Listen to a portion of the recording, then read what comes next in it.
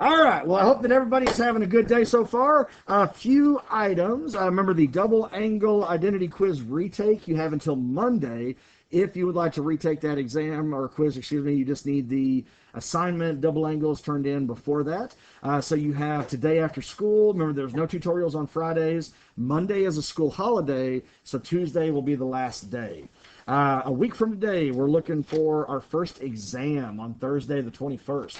Double angle identities, as well as solving trig equations, which is what we're going to continue to do today. Now, at the end of class, we're going to go ahead and take about 15 minutes, look at an exit ticket. All right, so I'll explain more about that when we get there, but it is for a grade, and it's going to be like a shorter quiz. Yes, sir? I forgot what I was going to say. Okie dokie. If you remember, let me know. Now, two things are going to be happening this coming Tuesday. One, the assignment is going to be due, so if you haven't had the opportunity to start looking at the homework assignment for trig equations, please go ahead and do so. We're also going to have a quiz on Tuesday over solving trig equations. So we're hoping with the assignment, the quiz, and the exit ticket, all leading you up to Thursday, getting some practice, the ability to get some feedback. Hopefully that's going to make everybody feel a little more comfortable with the exam. So we'll kind of see how that works out. Remember, today during 8th period, there's a fire drill. So think about where your 8th period class is and how you're going to exit the building to the west or the east side. If we were to have a fire drill in here, or heaven forbid a real fire, where would we go? Downstairs. Okay, we'd go straight down the stairs, past the nurse's office, outside to the sidewalk on 19th Street, and then we're going to group over on the east parking lot. Remember to go ahead and find your teacher so that he or she can catch you present on Navigate Prepared. Okay, so our SEL tomorrow, we're going to be doing a good old-fashioned show and tell. Again? Well, we did a talent show before. Oh. So we're going to do a show and tell tomorrow. So if there's anything that you feel you could bring to school and you'd like to go ahead and talk about, unfortunately, we already inquired with the administration. They said no pets. Dang it, I was gonna I'm actually kind of annoyed by that, but like, yeah. Okay, so can I do my fire around your last class? That's a Proto 4. Well, we have the classroom next door has rabbits running around, so. Like dead Yeah. and stuffed, or just you're going to bring a dead animal? What? You tell me don't bring in roadkill for sure, though. No, but also, okay, so on a happier note, I would say, like, if you have pictures, preferably videos of pets, like, that's 100% encouraged every day of my life. Like, first period shows me videos and pictures of pets every day, so if you want to do that, I'm not against it. Don't you think you make something? Tomorrow there's an all-day city band Well, I think rehearsal, so There's an all-day what? there's an all-day city band rehearsal. So what else are we doing on Friday? We're going to go ahead, probably talk about the exit ticket, work a question off the homework, and then the rest of the time will be for SEL. Okay, sounds So won't be missing a whole lot. What do you mean he's not going to be missing a whole lot? He's missing SEL. True, but he's also missing math, so isn't that more important? Thank you. Okay. And oh, sorry, go ahead. Oh, I was gonna say, also, I made you guys a resource page for the lesson that we are currently going over. And I'm so sorry I haven't mentioned this before, but I just thought about it yesterday. Any of the resource pages that I make for you guys, obviously you can tell me to add stuff if you want additional things on there, but also if you want to just edit your own, if you click File, Make a Copy, you will have your own copy that you can add whatever notes, images, information that you want on it. Anything you put on there and print out can then be used as notes on a quiz or test. Remember that. Good job. So when do we have Friday off? You're supposed to have like 2 Fridays off. Oh, the first Friday is actually 2 weeks from tomorrow. So the first Friday where we get a work day and you get a holiday is the 29th.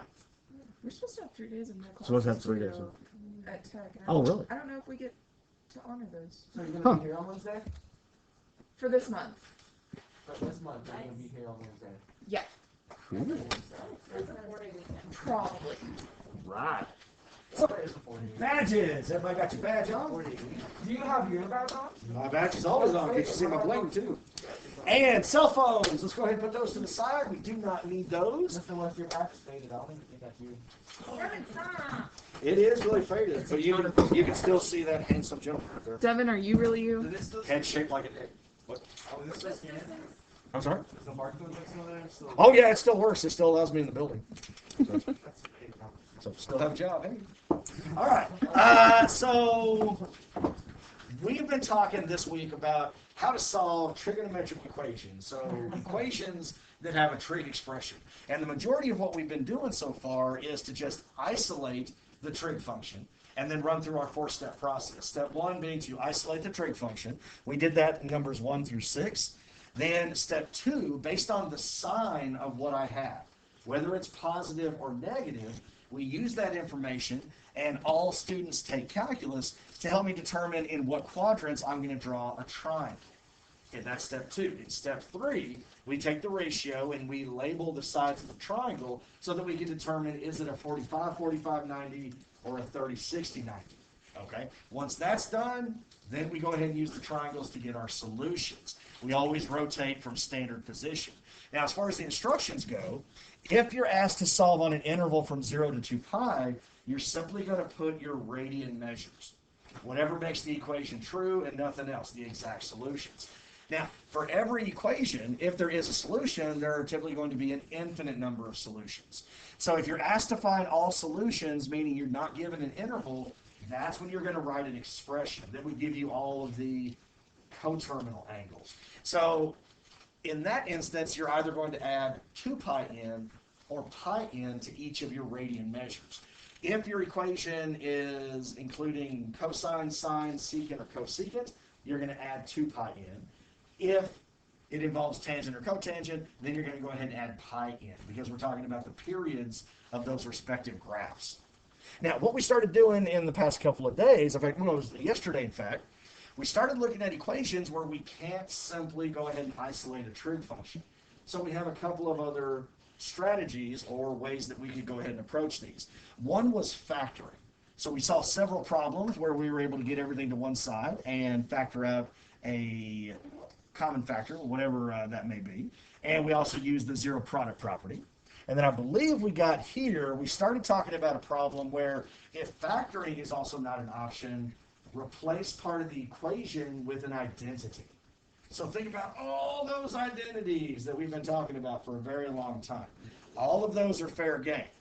Now, in this one here, I think I barely set it up before the bell rang. Am I right?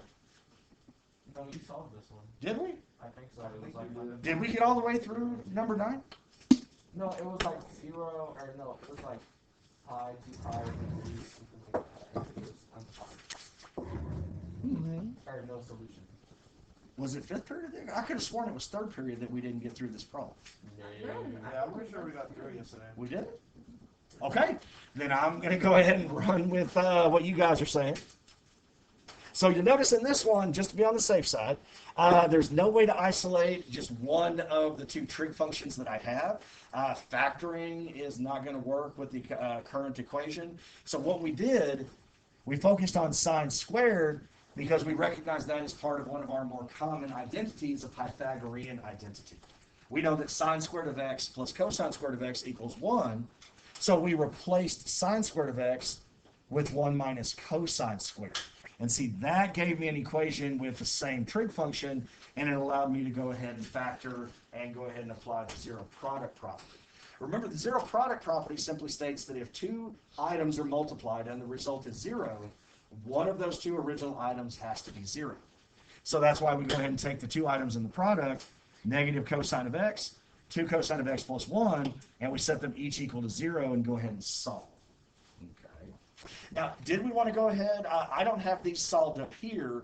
Did we want to go ahead and solve these last two just as a kind of a review? Yeah, please. Okay, then let's do it. Let's go ahead and take a look at cosine of x equals 0. Now, for this first one, it's kind of like we're starting all over again with our 4-step process. Well, cosine is already isolated, so step 1 is done. Everybody's okay? Step 2, this is where I would look at what cosine equals, whether it's positive or negative, to help me figure out what quadrants I'm going to draw my triangles in. But the problem here is that 0 is neither positive nor negative. In fact, from yesterday, we're going to recognize this as a what? It's a quadrantal. So the solutions for this particular equation, cosine of x equals 0, it has to come from one of these 4 locations. Either we're going to have 0 radians at 1, 0, pi over 2 radians at 0, 1, pi radians at negative 1, 0, or 3 pi over 2 radians at 0, negative 1. So does anybody want me to elaborate on why we know this is a quadrantal? Everybody's okay with that? Are the people on the recording okay with that? That's a good point, Devin. Are y'all okay? Devin's concerned for y'all. Hi, Helen. I think Helen's internet might be acting up. Oh, okay. She's freezing a lot. All right. So cosine of x equals 0. What variable did cosine represent? Was it x or y? It was always the x. So here, I'm looking for the location where the x value is 0. So for example, if I go ahead and start here, this says x equals 1. So I know that 0 radians is not a solution. And I'm just going to go ahead and work my way around. For this here at pi over 2, x equals 0, so that is one of my solutions. Okay. Now, on this particular problem, remember, we're solving on an interval from 0 to 2 pi. So that means I don't have to do anything to that angle measure. I'm simply going to write it, got the exact solution. Now I'm going to continue around. At pi radians, x is -1, so that doesn't satisfy what we need. And rotate all the way around here. We do see that x equals 0, so 3 pi over 2 is also a solution. Okay, so that takes care of cosine of x equals 0. Is everybody okay? Okay, well now let's take a look at cosine of x equals -1/2. And this is very common what's going to happen. Once you get the trig function isolated, okay, that's step 1. Step 2, what kind of 1/2 do I have? Positive or negative? It's negative. Okay, so remember, all students take calculus. What two quadrants is cosine negative? Okay, 2 and 3. So in those quadrants, I'm going to go ahead and draw 2 right triangles. Okay. That's step 2, simply deciding where you're going to go ahead and draw your triangles. Step 3 is when I'm going to go ahead and find the side lengths using that ratio. Remember, cosine is always x over r, right? So the one common side they have, that's -1. The radius of each is 2. Now remember, no matter how many triangles you draw, they're always identical to each other. And they're always going to be either special, 30, 60, 90, or 45, 45, 90. This whole lesson revolves around equations that result in special right triangles. Now, that's not very realistic when you get to the real world. That's why sometime after this lesson, I'm going to go ahead and show you how to solve equations that don't have special right triangles. Okay, we're just not there yet. All right. What's the missing side here? Square root of 3. There you go. And then this one would have to be negative because of the quadrant. So if you don't remember how to go ahead and find that third side, again, Pythagorean theorem would be a great way to do so. So what kind of triangles did I create? 30, 60, 90? 45, 45, 90. 36.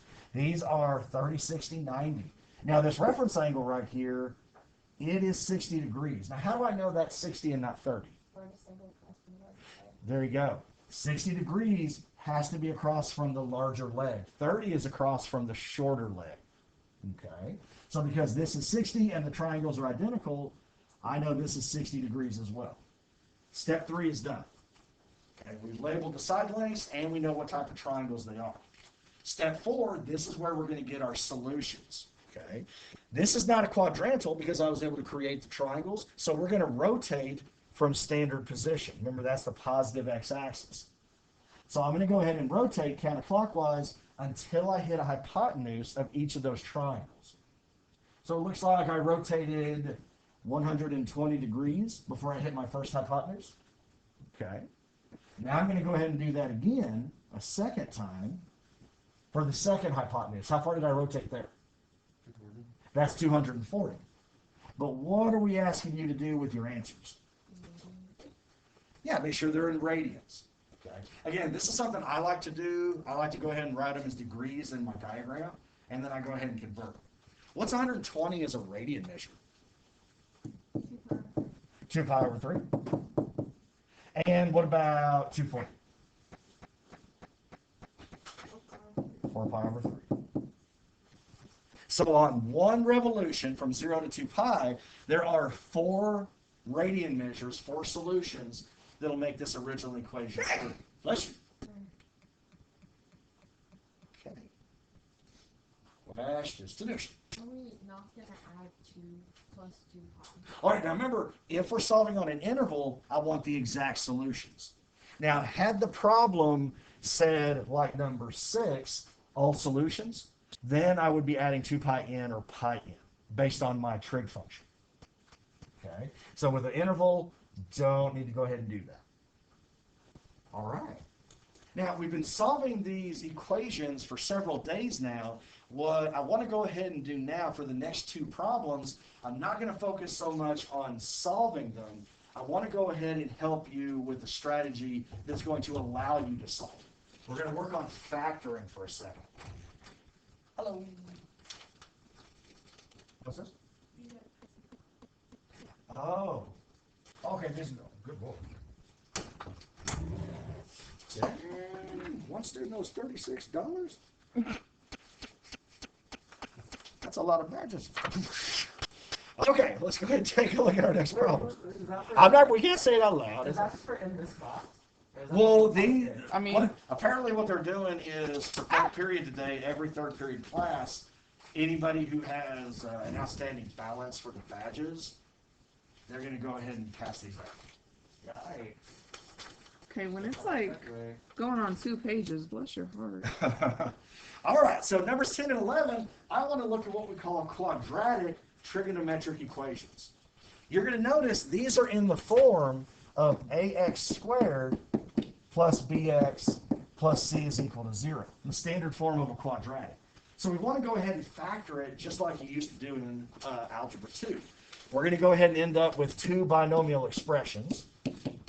And then from there, the zero product property is going to go ahead and take over. Okay. So like I said, I'm not going to focus so much on solving for the solutions, That's okay, Helen. because you can't even get to the solutions if you're not able to factor. Now, I like to go ahead and use a particular strategy when factoring a trinomial, and I'm going to go ahead and say this out at the very beginning. If you don't like this method, you don't have to use it. A lot of people like to use a good old-fashioned guess and check. Some people like the box method. Some people like grouping to factor a trinomial. Do any of those sound familiar? Box method is great, okay. I like to use, my father drives a red Mercedes convertible. Mine doesn't. Okay. Actually, my dad drives a maroon Ford truck. The strategy, it's kind of like, please excuse my dear Aunt Sally, the first letter of each word is a step in the process. Well, the first thing I'm going to go ahead and do here, what you're going to see in a lot of resources, we're going to go ahead and rewrite this with a variable. But we don't want to go ahead and use x because it's already there as part of the equation. We're going to go ahead and just choose u is equal to my trig function. A lot of resources are going to use this variable. I didn't know why equal to trig function. They gave you both Mr. West. Oh, they did? Do you want me to see if he has more of your... Please, yes. There was a handful. All right. So instead of factoring it with the trig function, which you can do if you would like, I'm just going to go ahead and rewrite this with a variable because a lot of people feel more comfortable having the variable than the trig function. So 2 sine squared becomes 2u squared minus sine minus u minus 1 is equal to 0. Okay. Now, every time I factor, I'm going to use the my father method. So I'm going to walk you through this. Again, if you like it, great. If you don't like it, great. You don't have to use it. Yeah. Is this just kind of like the substitution method? Like just... Well, it's only substitution in that I'm trying to simplify the quadratic when I factor it. Now, you can go ahead and factor it immediately with the trig function. There's nothing wrong with that. But I found, from years of doing this, a lot more people feel comfortable replacing the trig function before doing so. Okay. So here's the thing. My father drives a red Mercedes convertible. The first M stands for multiply. So you're going to multiply the leading coefficient times your constant. What's 2 times negative 1? Negative 2. So there's the first step. You multiply. Okay. Father. The second step is factor. This is the most crucial step in the entire process. Okay. I need to find 2 factors that will multiply to give me my negative 2, but they also have to add to give me my linear coefficient. Now this one's actually kind of easy. It's kind of nice to us. The only factors of 2 are 2 and 1. Which one would have to have the negative? Okay, here we go. Now, let me ask you a question. Why couldn't I have said 2 and -1? 2 times -1 is still -2. Yeah, what's 2 plus -1? 1, and see here we need a -1, so signs are really important here. Okay, so my father, we multiplied, we factored, drives. We're going to divide. Well, what do we divide by? You always go ahead and divide by the leading coefficient. So I'm going to divide by 2. Okay. A red. That R stands for reduce. So you're going to simplify these fractions. 1/2. Now, we know that -2 divided by 2 will give me -1, right? But with this strategy, it's important that we leave it as a fraction because I need the numerator and denominator to help me create my binomial expression. So I'm going to simplify this as -1/1. And now we're to my last step. My father drives a red Mercedes. That second M stands for move. This is where I use those two fractions to give me my binomial expression. Okay? You always start with the denominator. The denominator is the coefficient of your variable. So this would become 1u, and then you follow it with the numerator, -1. So 1/2 would give me the binomial 2u plus 1. And there we go. The reason I like this method is because it's universal. If it can be factored, it's going to break it apart. Okay. So now you can go ahead and check. If you were to multiply these back together, I'm going to get 2u squared minus u minus 1 equals 0. All right, so now what I'm going to do is take that, u minus 1 times 2u plus 1 is equal to 0. Well, now that I have it factored, I'm just going to replace u with my trig function. So u minus 1 is sine of x minus 1. 2u plus 1, 2 sine of x plus 1 is equal to 0. And now it's the type of problem that we saw yesterday. Okay, we go ahead and apply the zero product property, and we can find my solutions. Okay. So either sine of x minus 1 is equal to 0, or 2 sine of x plus 1 is equal to 0. Okay. Now, the one thing we've been working on is how to find those solutions, so I'm hoping that people are starting to feel a little more comfortable at this point. What I want to do is focus on the factor. Okay. So we haven't finished this problem yet. We'll come back to it in a second. Let's take a look at number 11. I want to factor this one as well. 6 cosine squared x minus cosine x minus 2. So the first thing I'm going to do is replace cosine with u. Now, you can choose any variable you want, but if you start looking at a lot of online or books, textbook resources, they use the variable u for instances like this. So this would be 6u squared minus u minus 2 equals 0. Now, let's run through that process. What do I multiply? The coefficient to everything else. To everything else? The constant. So the coefficient times the constant. What's 6 times -2? 13. -12. So I multiplied. Now I need to factor. Because I have a -12, I know one factor is negative, one's positive. But whatever I choose, I need their sum to be -1. -6 and +2. Okay. Well, -6 and +2, that will definitely give me -12, but what's -6 plus 2? -4, and here we need a -1. That's a 4 instead of a u. So -4 and -4 and +3. And remember, signs do matter. I could not say -3 and +4. So I've multiplied, I've factored, now I divide. I always divide by the leading coefficient. So I'm going to divide these by 6. Can you simplify those? Okay, that's our next step. R stands for reduce. What is -4/6? -2/3. 3/6 is 1/2. And now the last step, Mercedes, M stands for move. I'm going to use these values to create my binomial expression.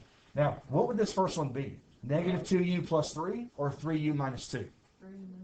3u minus 2, we always start in the denominator for this particular strategy. 3u minus 2. What would 1 over 2 give you? 2u minus 1. You're close. 2u plus 1. Plus 1, because that one's positive. There you go. Now what? See, how much shorter was it this time than the first time? It actually went a lot faster, right? Because you already had an idea. Has anybody ever seen this method before? Okay, like I said, if you like that method, please feel free to use it. I was not shown that until I got to college. And I went ahead and took it and ran. I did. But it's amazing, though. One day I just happened to be walking by Lubbock High, and I thought I'd walk in, and they offered me a job. Like actually? No. How did it actually happen? Like, how did you actually get I put in an application. You guys put in an application Quick. to be a teacher? That's been an application. Quick question, because I was looking at the other stuff. Helen's been coming in and out. Did y'all actually do number 9, or Did we what? did y'all actually work through number 9? We did not. Oh, actually, number 9 we did. Yes, number 9. Yes, I was thinking of number 10. We did work through number 9. Mr. West, we have 15 minutes. Do we? Well, we have 17 minutes, but Okay. So let me go ahead, bring this up here. So now that we've got it factored, I'm just going to go ahead and go back and plug the cosine back in. So 3u minus 2, 3 times cosine of x minus 2 times 2u plus 1, 2 cosine of x plus 1 is equal to 0. And then you would apply the zero product property using the same strategy that we have here. Okay. So these problems are completed in the notes. So I would encourage you to go ahead, finish these up at some point, check to see if you're correct. And if you need help, come on in and let us help you with that. Okay? Because it's exit ticket time. Yay! Guys, Hooray! I will say, yes,